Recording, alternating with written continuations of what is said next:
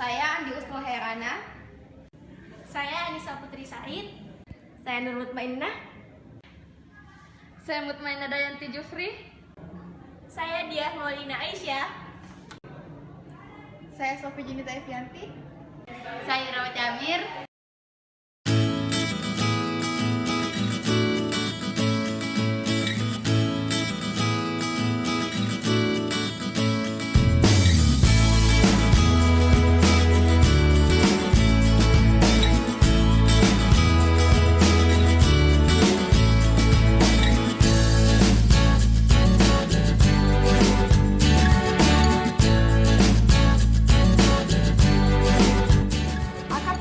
Berfungsi sebagai jangkar, melindungi tumbuhan dari tiupan angin atau arus air. Oleh karena itu, akar mampu mendukung bagian tumbuhan lainnya. Akar memiliki fungsi untuk menambahkan tumbuh-tumbuhan pada tempat tumbuhnya atau tanah, menyerap air dan garam-garam mineral terlarut dalam tanah, serta membantu menegakkan batang. Pada beberapa tumbuhan, akar juga berfungsi untuk menyimpan cadangan makanan, misalnya karbohidrat dan tepung.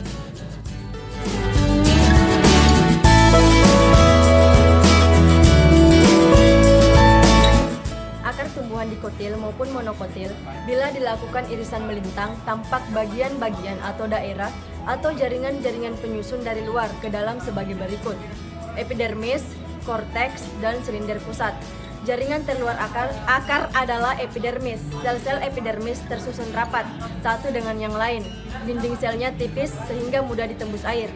Epidermis dapat termodifikasi menjadi bulu-bulu akar yang berfungsi untuk memperluas bidang penyerapan. Bagian kedua berupa daerah korteks yang berisi jaringan-jaringan parenkim, di mana jaringan parenkim terdiri atas lapisan-lapisan sel berdinding tipis. Susunan sel tidak rapat sehingga banyak ruang antar sel untuk pertukaran gas. Korteks juga berfungsi untuk tempat penyimpanan cadangan makanan. Lapisan terdalam dari korteks disebut endodermis, di mana endodermis tersusun atas lapis sel yang menjadi pembatas antar korteks dan silinder pusat. Bagian dalam endodermis terdapat daerah silinder pusat. Silinder pusat tersusun atas jaringan pembuluh pengangkut dan jaringan-jaringan pendukung lainnya, seperti periskikel dan parenkim empulur. Berkas-berkas pembuluh pengangkut terdiri atas silem dan flom. Silem berfungsi untuk mengangkut air dari akar melalui batang ke daun. Flom berfungsi untuk mengangkut hasil fotosintesis dari daun ke seluruh bagian tumbuhan. Bagian ketiga, susunan silinder pusat terdiri dari periskikel dan berkas pengangkut. Berkas floem terpisah berseling dengan silem. Tipe berkas pengangkut disebut radial. Pada akar dikotil, antara silem dan floem terdapat kambium. Kambium merupakan jaringan yang selalu membelah.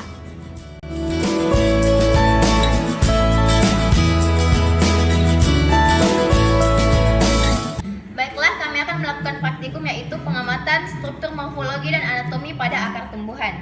Adapun alat dan bahan yang akan kami gunakan, yang pertama bahannya yaitu kecamba jagung, yang kedua kecamba kacang tanah, dan alatnya yaitu pisau cutter, penampan,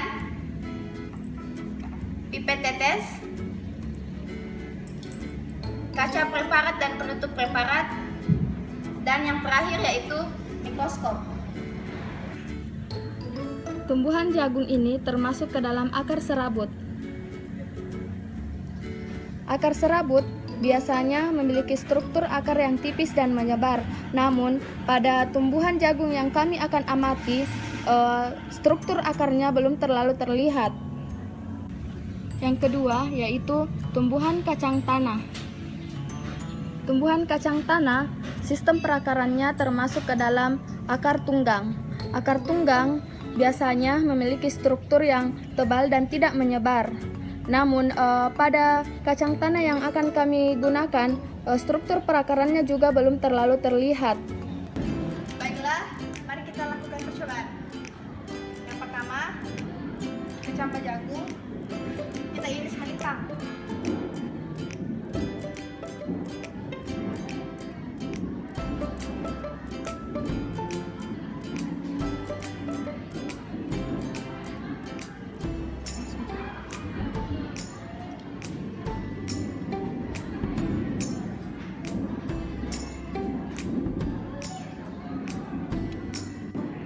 Lalu kita tambahkan air dengan menggunakan pipet tetes.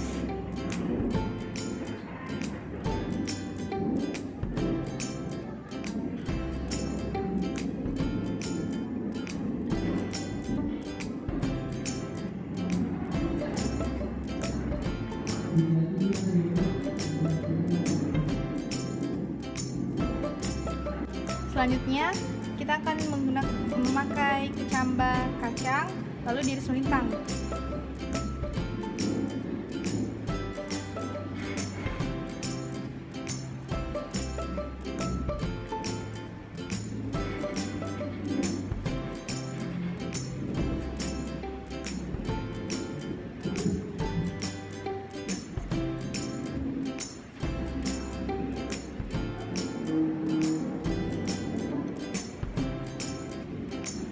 Kemudian ditambahkan air.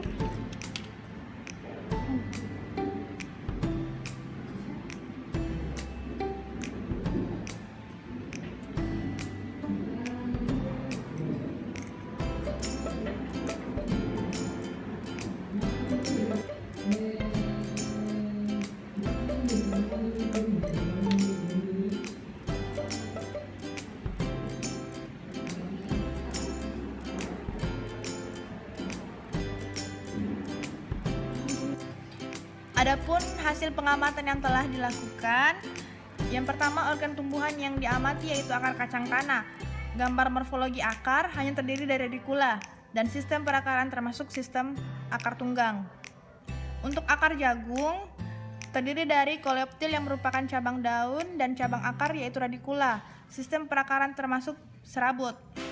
Untuk gambar anatomi akar, kami menemukan dua gambar. Yang pertama akar kacang tanah yang terdiri yang seperti gambar di sini, yang terdiri dari korteks, xilem, floem, cambium, dan epidermis.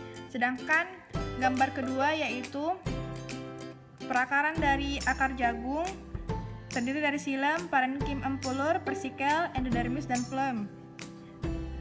Keterangan-keterangan tersebut kami ambil dari sumber Widya Ningsi Blogger. Namun untuk gambarnya kami telah menemukan sendiri.